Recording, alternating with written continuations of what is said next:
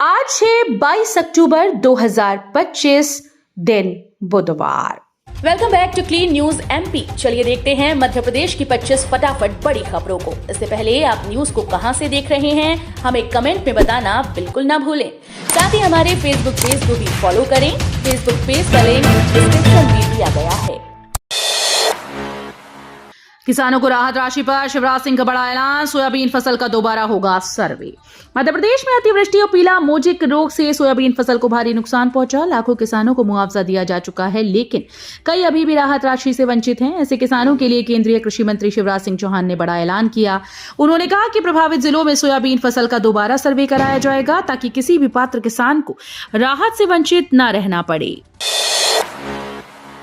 महाकाल लोक में water screen और फाउंटेन शो का शुभारंभ। उज्जैन में चमका दिवाली का जादू। दीपावली के अवसर पर मुख्यमंत्री डॉक्टर मोहन यादव ने उज्जैन के महाकाल लोक परिसर में वाटर स्क्रीन प्रोटेक्शन और फाउंटेन शो का शुभारंभ किया। स्मार्ट सिटी प्रोजेक्ट के तहत पर्यटन विकास निगम द्वारा 18 करोड़ 7 लाख रुपए की लागत से तैयार इस लेजर एंड साउंड शो में भगवान महाकालेश्वर, मोक्षदायिनी, शिप्रा नदी और अवंतिका नगरी की गौरव गाथा प्रदर्शित की गई। करीब 25 मिनट का ये शानदार शो दर्शकों के लिए आकर्षण का केंद्र बना हुआ था। एमपी पुलिस कांस्टेबल भर्ती परीक्षा 30 अक्टूबर से, एडमिट कार्ड कभी भी हो सकते हैं जारी। एमपी पुलिस कांस्टेबल भर्ती परीक्षा 30 अक्टूबर से शुरू होने जा रही है। उम्मीदवारों को अब एडमिट कार्ड जारी होने का बेसब्री से इंतजार है, जो जल्द ही मध्य प्रदेश कर्मचारी चयन मंडल की वेबसाइट पर उपलब्ध होंगे। उम्मीदवार लॉगिन डिटेल दर्ज कर प्रवेश पत्र डाउनलोड कर पाएंगे। एमपीईएसबी के अनुसार परीक्षा 2 शिफ्टों में होगी। पहली सुबह 9:30 से 11:30 और दूसरी 2:30 से 4:30 तक। उम्मीदवारों को परीक्षा केंद्र पर समय से पहले पहुंचने की सलाह दी गई। सीएम मोहन यादव बोले, गौसेवा सरकार की प्राथमिकता, गौशालाओं का अनुदान हुआ दुगना। राज्य स्तरीय गोवर्धन पूजा कार्यक्रम में मुख्यमंत्री डॉक्टर मोहन यादव ने कहा कि प्रदेश सरकार गौपालन और गौ संवर्धन को बढ़ावा देने के लिए पूरी तरह से संकल्पित है। उन्होंने बताया कि गौशालाओं को मिलने वाला अनुदान 20 रुपए से बढ़ाकर 40 रुपए प्रति गौवंश प्रतिदिन किया गया। कार्यक्रम भोपाल के रविंद्र भवन में आयोजित हुआ, जहां सीएम ने गौसेवा और गौ आधारित उत्पाद निर्माण में उल्लेखनीय कार्य करने वाली संस्थाओं को सम्मानित किया। सीएम मोहन यादव ने दी पुलिसकर्मियों को 5700 करोड़ की सौगात, बोले त्याग अविस्मरणीय। दिवाली के बाद मध्य प्रदेश में गोवर्धन पूजा का पर्व धूमधाम से मनाया गया। मुख्यमंत्री डॉक्टर मोहन यादव ने इस मौके पर प्रदेश के पुलिसकर्मियों और अधिकारियों को बड़ा तोहफा दिया। उन्होंने आवास निर्माण के लिए 5700 करोड़ रुपए की सौगात दी। सीएम ने कहा कि शहीद पुलिसकर्मियों का त्याग सदैव अविस्मरणीय रहेगा।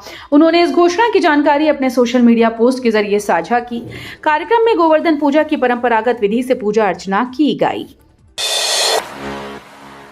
धान कटाई में क्रांति ला रही पैडी थ्रेसर मशीन, सरकार दे रही सब्सिडी।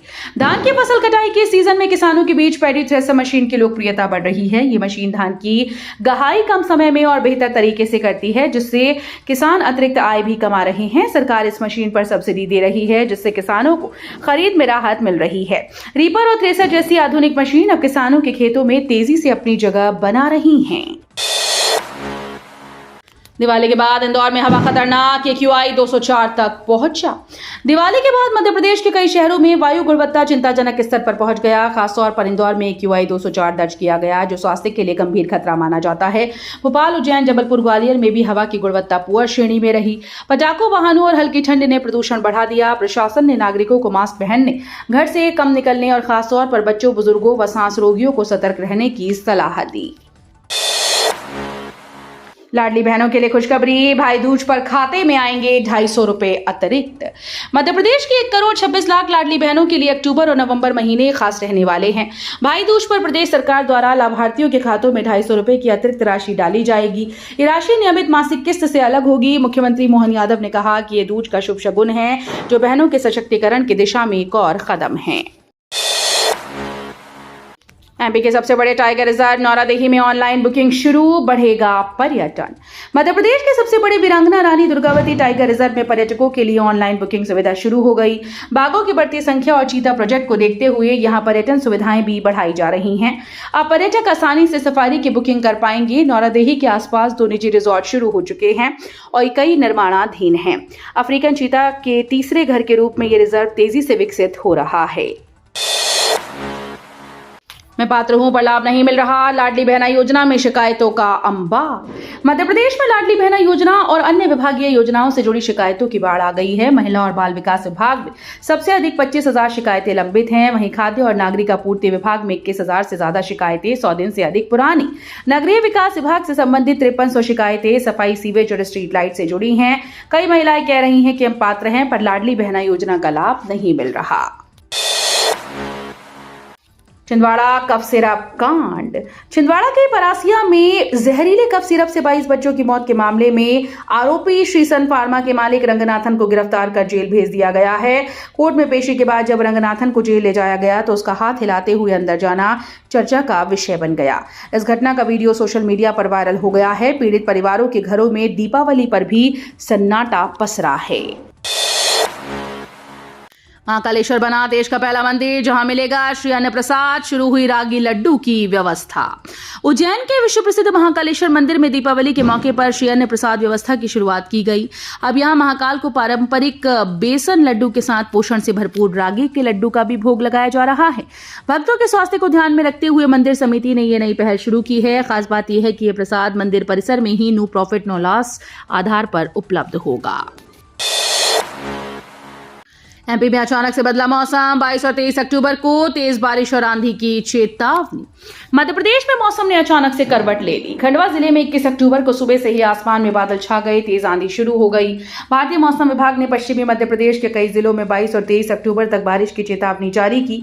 विभाग के अनुसार इस दौरान तेज हवा, बिजली गिरने और हल्की से मध्यम बारिश के आसार हैं। हवा की गति 30 से 50 किलोमीटर प्रति घंटे तक रहने की संभावना जताई गई। 65 करोड़ का एलिवेटेड कॉरिडोर 2 साल में उखड़ा, जगह जगह बने गड्ढे। ग्वालियर की लाखा बंजारा झील पर बना 1.2 किलोमीटर लंबा एलिवेटेड कॉरिडोर 2 साल में जर्जर होने लगा। 65 करोड़ की लागत से तैयार इस प्रोजेक्ट में अब जगह जगह गड्ढे बन गए हैं। डामर की परत उखड़ने से नीचे का कंक्रीट साफ दिखने लगा। ये कॉरिडोर अप्रैल 2023 में तैयार हुआ था और इसे बनाने में प्रति मीटर करीब 5.42 लाख खर्च किए गए थे। खराब गुणवत्ता और रखरखाव की कमी पर अब सवाल उठने लगे हैं। दादा दरबार मंदिर में मनाया गया हनुमान गुप्त प्राकोट्योत्सव। 251 दियों से की गई आरती। कार्तिक मास की कृष्ण चतुर्दशी पर ग्वालियर के दादा दरबार मंदिर में भगवान हनुमान का गुप्त प्राकोट्योत्सव धूमधाम से मनाया गया। मंदिर में 251 मिट्टी के दिए जलाकर भव्य आरती की गई। भक्तों ने हनुमान चालीसा का पाठ किया और मंदिर दीपों की रोशनी से जगमगा उठा। मुख्य पुजारी ने बताया कि इस उत्सव का उल्लेख शिव महापुराण, वायु पुराण और वाल्मीकि रामायण में मिलता है। भक्तों की भीड़ देर रात तक दर्शन करती रही। इंदौर के पास गौतमपुरा में हिंगोट युद्ध, आग के गोले बरसाते घायल हुए कई लोग। मध्य प्रदेश के इंदौर जिले के गौतमपुरा में परंपरागत हिंगोट युद्ध का आयोजन हुआ, जिसमें इस बार भी कई लोग घायल हो गए। तुर्रा दल और कलंगी दल के योद्धाओं ने आग से भरे हिंगोट एक दूसरे पर फेंके। करीब 1.5 घंटे तक चले इस अनोखे युद्ध को देखने हजारों की संख्या में लोग पहुंचे। बारूद भरे गोले हवा में उड़ते दिखे। ये आयोजन हर साल दिवाली के दूसरे दिन पड़वा पर होता है और इसे साहस और परंपरा का प्रतीक माना जाता है। ग्वालियर में दिवाली की रात लगी आग, 30 से ज्यादा जगहों पर मचा हड़कंप। दिवाली की रात मध्य प्रदेश के ग्वालियर में आगजनी की कई घटनाएं सामने आई। शहर में करीब 30 से ज्यादा स्थानों पर आग लगने की जानकारी मिली। फायर स्टेशन के मुख्य कार्यालय में आग बुझाने के लिए 30 से अधिक कॉल्स आई, जबकि सब स्टेशन पर घटनाओं की सूचना दी गई। कहीं गोदाम तो कहीं गाड़ियों में आग लगी। दमकल कर्मी पूरी रात आग पर काबू पाने में जुटे रहे। हालांकि राहत की बात यह रही कि किसी बड़ी जनहानि की खबर नहीं मिली। ऑल इंडिया पुलिस गेम्स 2025 में इंदौर पुलिस की महिला अधिकारियों का जलवा। योगा इवेंट में जीते मेडल। अमरावती में आयोजित 5 दिवसीय ऑल इंडिया पुलिस गेम्स 2025 में मध्य प्रदेश पुलिस की महिला अधिकारियों ने शानदार प्रदर्शन किया। इंदौर क्राइम ब्रांच के प्रधान आरक्षक बबली खाकरे ने योगिया चैंपियनशिप के सिंगल आर्टिस्टिक योगासन इवेंट में ब्रॉन्ज मेडल जीता। वहीं जीआरपी इंदौर की उप निरीक्षक पूनम शर्मा ने ट्रेडिशनल योगासन सिंगल इवेंट में सिल्वर मेडल हासिल कर प्रदेश और इंदौर पुलिस का मान बढ़ाया। मोहन भागवत 8 दिन जबलपुर में करेंगे प्रवास। आरएसएस की राष्ट्रीय बैठक 28 अक्टूबर से।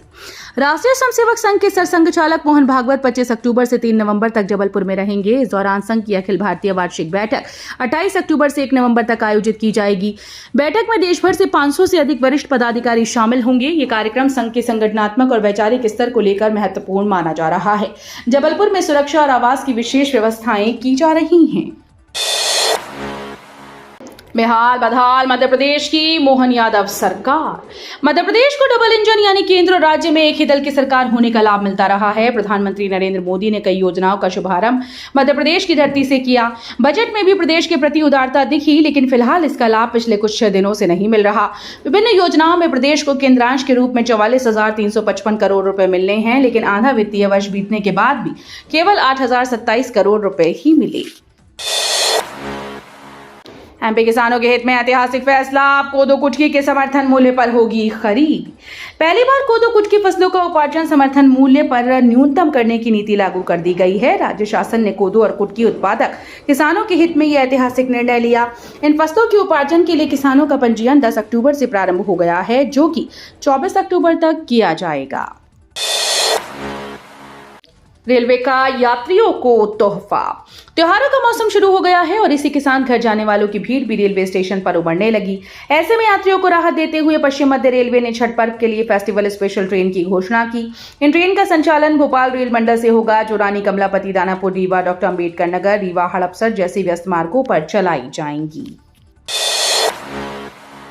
कालाबाजारी पर कृषि मंत्री ने दिखाई सख्ती। शिवराज बोले, किसानों के लिए खाद बीज वितरण होगा झंझट मुक्त। खाद की मारामारी और कालाबाजारी को लेकर केंद्रीय कृषि विकास और किसान कल्याण मंत्री शिवराज सिंह चौहान ने सख्ती दिखाई। उन्होंने सीहोर में समीक्षा बैठक में निर्देश दिए कि खाद वितरण की ऐसी व्यवस्था हो कि किसानों को लाइन में खड़ा ना होना पड़े और ना ही किसी तरह की कोई परेशानी हो। उन्होंने कहा कि ऑनलाइन प्रक्रिया से कई किसान परिचित नहीं होते हैं, जिससे उन्हें प्राप्ति में समस्या आती है। रूमेटॉइड अर्थराइटिस के मरीजों को राहत देने वाली रिसर्च, एम्स भोपाल के डॉक्टर को मिला फंड। एम्स भोपाल के जनरल मेडिसिन विभाग के senior resident doctor Sunil Patidar को भारतीय रूमेटोलॉजी एसोसिएशन के द्वारा 2 लाख का शोध अनुदान प्रदान किया गया। यह अनुदान रूमेटॉइड अर्थराइटिस के मरीजों पर केंद्रित एक उन्नत शोध परियोजना के लिए दिया गया। यह अध्ययन metabolic profiling for protecting methotrexate response in rheumatoid arthritis patients, a prospective cohort pilot study विषय पर आधारित होगा। शोध का उद्देश्य ये पूर्वानुमान लगाना है कि रूमेटॉइड अर्थराइटिस के किन मरीजों पर मेथोट्रेक्सेट दवा अधिक प्रभावी सिद्ध होगी। भावांतर योजना में 9.36 लाख किसानों का पंजीयन। सीएम बोले, प्रक्रिया में किसानों को कष्ट ना हो। मुख्यमंत्री डॉक्टर मोहन यादव ने कहा कि प्रदेश के किसानों के हित में भावांतर योजना प्रारंभ की गई, जिसका चहुओर स्वागत हो रहा है। प्रदेश में 3 गुना से अधिक पंजीयन योजना में हुए। कुल 9.36 लाख किसानों ने पंजीयन करवाया। मुख्यमंत्री डॉक्टर यादव ने कहा कि योजना की संपूर्ण प्रक्रिया में किसानों को कोई असुविधा ना हो, ये सुनिश्चित किया जाए। मुख्यमंत्री ने प्रदेश में किसानों से सोयाबीन खरीदी के लिए लागू की गई भावांतर योजना के संबंध में मुख्यमंत्री निवास में हुई बैठक में वरिष्ठ अधिकारियों से चर्चा कर निर्देश दिए। तो ये थी आज की 25 फटाफट बड़ी खबरें। अगर आपको न्यूज पसंद आई हो तो वीडियो को लाइक और शेयर जरूर करें। धन्यवाद।